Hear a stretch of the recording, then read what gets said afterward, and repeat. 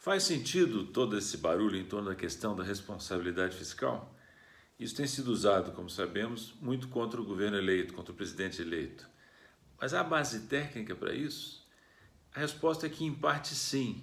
Por exemplo, se o governo promove uma expansão fiscal muito significativa, uma política fiscal altamente direcionada para crescimento econômico, isso pode ser problemático. Aumento muito forte de gastos, redução muito acentuada de tributos podem estimular a demanda agregada na economia de tal maneira a prejudicar o controle da inflação e também o controle das contas externas do país. Esse é um fato técnico que precisa ser levado em conta. Então o governo precisa acompanhar. Todo governo precisa acompanhar os efeitos da política fiscal, da política monetária, de outras políticas, sobre o nível de demanda na economia e sobre o grau de utilização da capacidade. Mas faz sentido criar alarme em torno desse aspecto no momento atual do Brasil?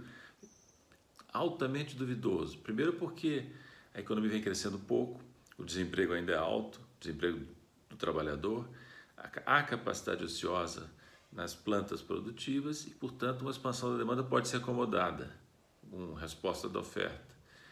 O setor externo da economia, o balanço de pagamentos, está forte, balança comercial altamente superavitário, déficit em conta corrente relativamente baixo, coberto, mais do que coberto por investimentos diretos estrangeiros, reservas internacionais ainda altas, apesar da redução ocorrida no passado recente. Reservas, aliás, produzidas durante os governos Lula e Dilma, que fizeram com que os governos Temer e Bolsonaro pudessem atravessar com relativa facilidade períodos de turbulência internacional. Faz sentido, por outro lado, como dizem os economistas mais conservadores, se preocupar com a política fiscal, com a suposta irresponsabilidade fiscal por causa do crescimento da dívida pública? Nem tanto. Não é que seja irrelevante a preocupação, é que a dívida pública brasileira, todos os cálculos indicam, não tende a crescer explosivamente com as medidas que estão sendo discutidas.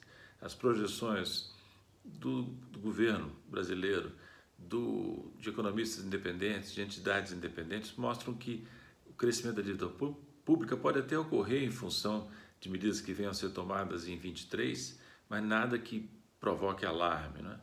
O que está acontecendo é que o governo, a equipe de transição, está programando uma proposta de emenda constitucional de transição, cujo objetivo é fazer face a um orçamento altamente precário, altamente irrealista, uma verdadeira peça de ficção que o governo Bolsonaro deixa para 23.